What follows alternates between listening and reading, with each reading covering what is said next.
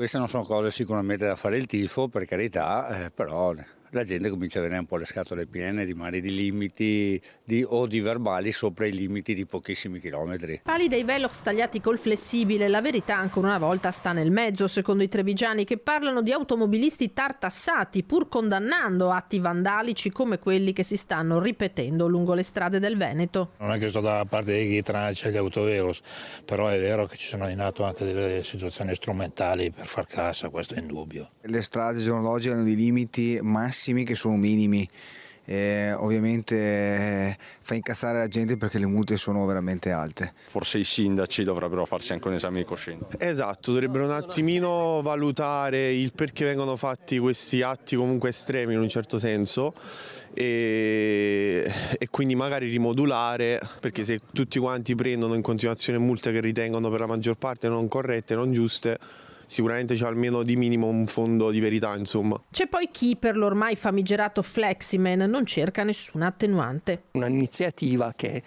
però è pericolosa perché gli autovelox servono per il rispetto dei limiti di velocità e sono importanti perché anche in Veneto vediamo che ci sono purtroppo molti incidenti. Io penso che sia assolutamente sbagliato, ecco, questo non è un comportamento ok, non è che ogni cosa che non va bene bisogna andare a buttarla giù di notte senza farsi vedere. È un'emulazione, basta, è solo un continuare ad emulare e spingere la gente a farlo ancora. Quanto ai sostenitori del vandalo in questione ci pensa il procuratore della Repubblica Marco Martani a ricordare a tutti di fare attenzione, si tratti di frequentatori dei social o di amministratori come il presidente della provincia e sindaco di Castelfranco Stefano Marcon, che non ha nascosto la sua simpatia per Fleximan. Devo dire, a occhio croce ci potrebbe essere l'apologia di reato, però è una fattispecie vincolata a determinati presupposti. Insomma. Diciamo che segare autovelox resta un reato.